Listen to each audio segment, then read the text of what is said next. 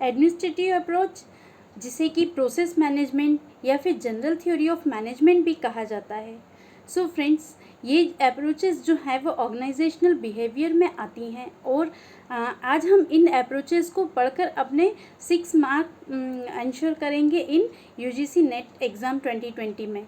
तो फ्रेंड्स, स्वागत है आप सभी का एचआर मैनेजमेंट स्टडी में, जहाँ पर हम यूजीसी एनटीए नेट के एचआर मैनेजमेंट, लेबर लॉ के सभी इम्पॉर्टेंट टॉपिक्स 1 बाय 1 कवर कर रहे हैं। और फ्रेंड्स, आज इन्हीं इम्पॉर्टेंट टॉपिक्स की कड़ी में आज का हमारा जो सब्जेक्ट है, हमारा टॉपिक है, वो है administrative approach.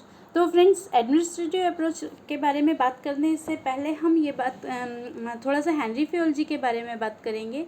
Friends, administrative approach जो है वो किन्होंने दी थी, वो हेनरी फेयोल जी ने दी थी, जिन्हें कि फादर ऑफ जनरल एडमिनिस्ट्रेशन भी कहा जाता है। ठीक है फ्रेंड्स, याद रखिएगा, एडमिनिस्ट्रेटिव और जनरल एडमिनिस्ट्रेशन।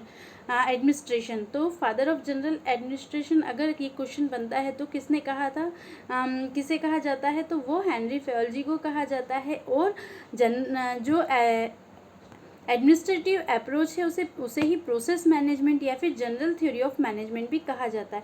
इसके साथ ही साथ फ्रेंड्स, ये भी याद कर लीजिएगा या ये भी ध्यान रखिएगा कि जो हेनरी फेयोल जी ने एडमिनिस्ट्रेशन पे बुक लिखी थी, बट वो 1916 में लिखी थी, बट वो फ्रेंच में थी, तो उसको ट्रांसलेट किया गया था 1930 में। और उसके बाद जब 1949 में जब वो उस बुक को इंग्लिश में ट्रांसलेशन किया गया with the name of general and industrial administration, तो वो बहुत फेमस हुई थी। चलिए फ्रेंड्स, अब हम बात करते हैं व्हाट इज़ एडमिनिस्ट्रेटिव अप्रोच। तो एडमिनिस्ट्रेटिव अप्रोच में 3 पार्ट्स हैं फ्रेंड्स।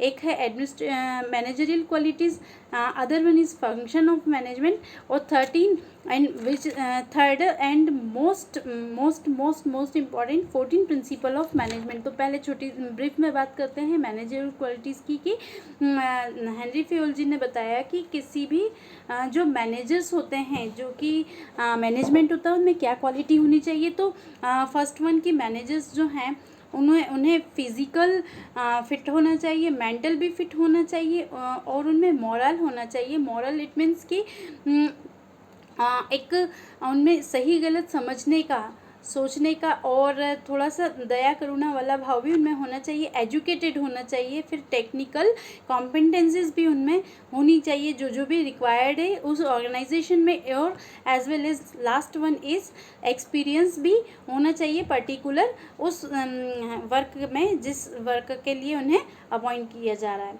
देन फ्रेंड्स, बात करते हैं अब फंक्शंस ऑफ मैनेजमेंट की, कि मैनेजमेंट के क्या क्या फंक्शंस होने चाहिए। तो हेनरी फेयोल जी ने बताया है कि किसी भी मैनेजमेंट में planning, organisation, commanding, coordinating and controlling, POCQ, ये अगर आप याद करना चाहें तो याद कर सकते हैं। वैसे तो कई सारे फंक्शंस हैं फ्रेंड्स, हम पढ़ते ही हैं, planning, organising, commanding, coordinating, controlling, staffing, और भी कई अलग अलग पढ़ते हैं। लेकिन स्पेसिफिक जब बात करते हैं हेनरी फेयोल जी ने कौन सी दी थी, तो आप याद रखिएगा PO और CCC। तो प्लानिंग, ऑर्गेनाइजिंग, कमांडिंग, कोऑर्डिनेशन और कंट्रोलिंग।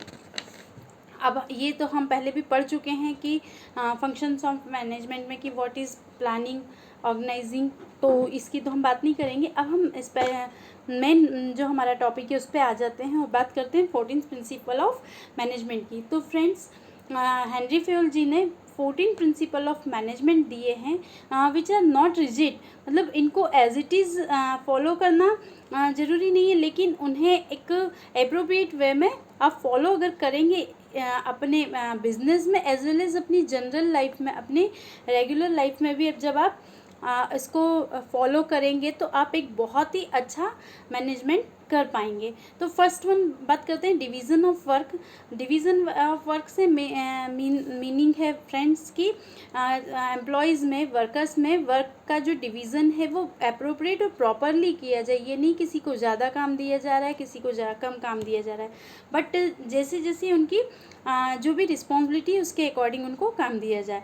देन है authority and responsibility. It means कि उन्हें अपना काम करने की पूरी अथॉरिटी दी जाए, साथ ही साथ उनको रिस्पॉन्सिबिलिटी भी, जब भी, ये तो सीधी सी बात है फ्रेंड्स कि जब भी हमें कोई अथॉरिटी मिलती है उसके साथ ही साथ हमारे पास एक रिस्पॉन्सिबिलिटी भी ऑकर हो जाती है। तो अथॉरिटी उनको देनी चाहिए कि वो अपने, कह सकते हैं, स्वविवेक से उस जो भी टास्क उनको दिया गया है उसको पूरा करने में स्वविवेक का यूज़ कर सकें। ये नहीं है कि बिल्कुल उन पे कंट्रोल की इस हिसाब से ही काम करें, तो वो सही गलत हो सकता है। तो सही और एक प्रॉपर वे में काम करने के लिए उनको अथॉरिटी दी जानी चाहिए। इसके साथ ही साथ जब किसी को भी कोई अथॉरिटी दी जाती है तो रिस्पॉन्सिबिलिटी उसके साथ ही साथ उनको मिल जाती हैं। देन है डिसिप्लिन। तो डिसिप्लिन दो तरह के होते हैं फ्रेंड्स, दोनों तरह के होने चाहिए। एक तो सेल्फ इम्पोज्ड, इट मीन्स कि जो वर्कर है वो अपने आप से ही एक डिसिप्लिन मेंटेन करे, और अदर वन इज़ कमांड, की जो उनको कमांड दी जा रही है डिसिप्लिन के लिए उसको भी वो फॉलो करे। देन है यूनिटी ऑफ कमांड। तो यूनिटी ऑफ कमांड का मीनिंग होता है कि किसी एक एम्प्लॉय को, ये नहीं है कि 10 अगर मैनेजर हैं तो 10 ही कमांड दें, तो वो फिर वर्क कर ही नहीं पाएगा सीधे सही तरीके से। सपोज़ करिए कि एक पेन फैक्ट्री है, पेन बनाने के लिए, या कह सकते हैं कि किसी भी चीज़ का प्रोडक्शन अगर वहाँ पर हो रहा है और उनको अलग अलग, हर मैनेजर का अपना एक अलग परसेप्शन होता है, उसका एक अलग वे ऑफ वर्किंग होता है, तो सब अपने अपने तरह से अगर कमांड देंगे किसी एक ग्रुप को या किसी एक वर्कर को, तो वो डिस्ट्रैक्ट हो जाएगा, अपने काम से कर ही नहीं पाएगा सीधे से काम। तो किसी भी काम में यूनिटी ऑफ कमांड होनी चाहिए। देन सेंट्रलाइजेशन, कि सबका एक ही गोल होना चाहिए, चाहे वो मैनेजमेंट हो चाहे वर्कर हो, सबका एक ही गोल होना चाहिए, सेम पर्पस होना चाहिए वर्क के लिए। Than unity of direction. तो यूनिटी ऑफ डायरेक्शन से मीनिंग है फ्रेंड्स कि ये नहीं हो, जैसे कि हम बात कर रहे हैं कि कोई पेन फैक्ट्री है तो उसमें एक वर्क जो ग्रुप है, एक टीम का अगर टास्क होता है कि वो पेन में रिफ़िल डालेंगे, तो उनका वही टास्क होना चाहिए। या फिर ये नहीं है कि उसी के इंक की क्या क्वालिटी है, ये सब भी वही चेक करें। इट मीन्स कि जो एक टास्क उनको दिया हुआ है वो उसी को परफॉर्म करें, ना कि अलग अलग उनको टास्क दिए जाए, तो दोनों काम ही नहीं बन पाएंगे। एक टास्क, एक बंदे को, मतलब एक वर्कर को एक ही टास्क दिए जाने चाहिए। इसको हम क्वालिटी और क्वांटिटी से भी समझ सकते हैं कि अगर किसी वर्कर को आपने किसी चीज़ का प्रोडक्शन करना है, मान लीजिए पेन का ही प्रोडक्शन करना है, तो आपने दे रखा है उसको कि 1 घंटे में 10 पेन का प्रोडक्शन होना चाहिए, तो उसका जो पूरा ध्यान है वो पूरा तरीके से 10 पेन प्रोडक्शन करने में हो, ना कि उन पेन्स की क्वालिटी कैसी है या उसकी क्वालिटी इम्प्रूव करने में उसका ध्यान रहे। क्वालिटी इम्प्रूव करने के लिए हम अदर या फिर मैनेजमेंट अलग टीम को अपॉइंट कर सकता है। देन है subordination of individual, 7th number point, subordination of individual interest to general interest. It means कि हमें इंडिविजुअल इंटरेस्ट को पीछे रखना चाहिए और जनरल इंटरेस्ट, जो पूरी ऑर्गेनाइजेशन का जो इंटरेस्ट है, उसको हमें ज़्यादा इम्पोर्टेंस देनी चाहिए।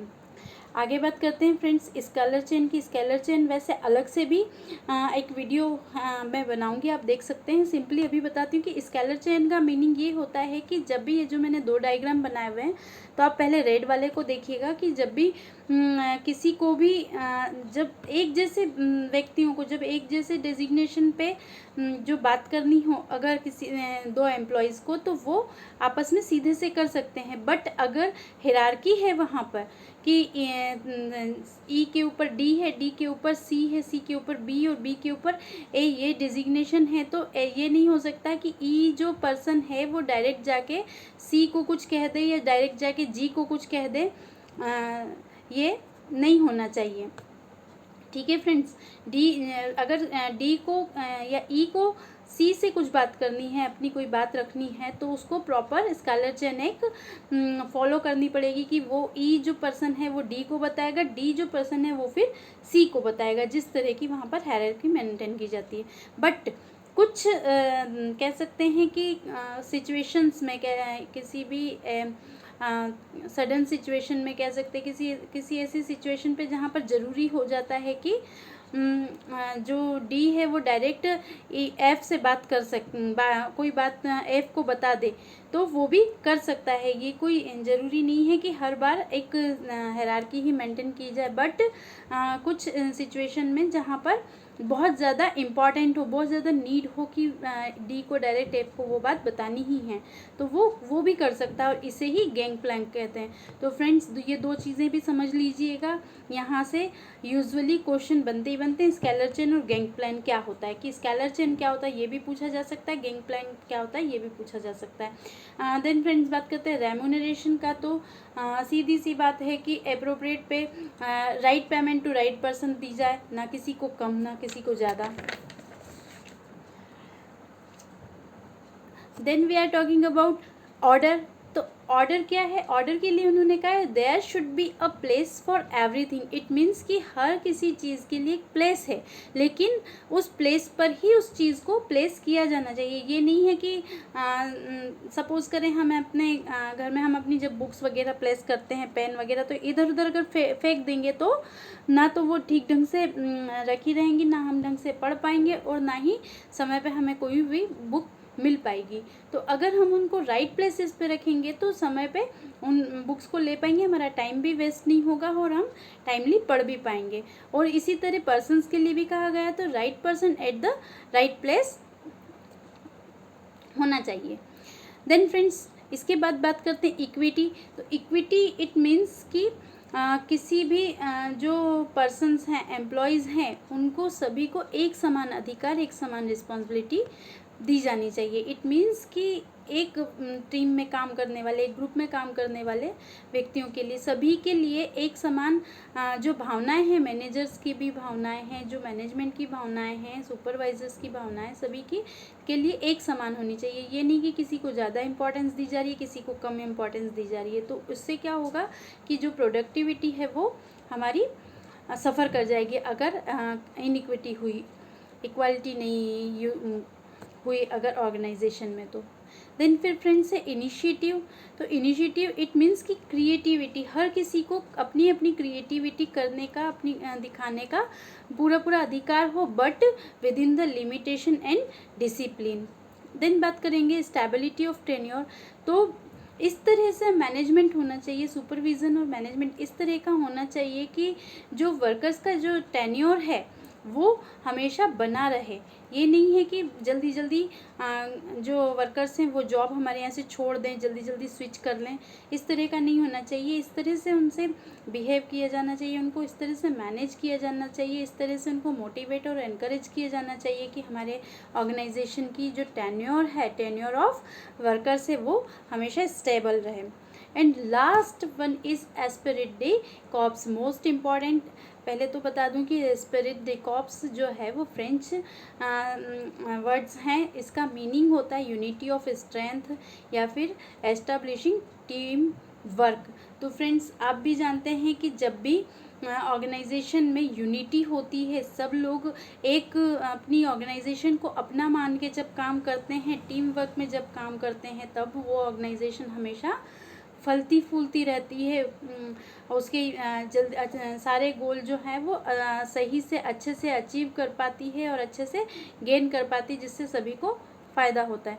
तो फ्रेंड्स ये जो थे वो थे 14 प्रिंसिपल्स ऑफ मैनेजमेंट। और इसको जो 14 प्रिंसिपल्स जो हम बात कर ही चुके हैं, ये किन्होंने दिए हैं, तो ये जो दिए हैं वो थे हेनरी फेयोल जी। और याद रखिएगा हेनरी फेयोल जी ने एक बुक लिखी है जिसका नाम है जनरल एंड इंडस्ट्रियल एडमिनिस्ट्रेशन, और ये जो है ट्रांसलेट की गई थी 1949 में। तो फ्रेंड्स ध्यान रखिएगा। और लिखी कब थी, लिखी थी 1916, इट मीन्स 1916 में। सो फ्रेंड्स आज का हमारा जो टॉपिक था एडमिनिस्ट्रेटिव अप्रोच या फिर प्रोसेस मैनेजमेंट या फिर जनरल थ्योरी ऑफ मैनेजमेंट, यहाँ पे कंप्लीट होता है। तो प्लीज़ अगर आपको मेरा वीडियो अच्छा लगे तो सब्सक्राइब, लाइक और शेयर करें। Thank you so much and keep learning, keep watching. Bye bye.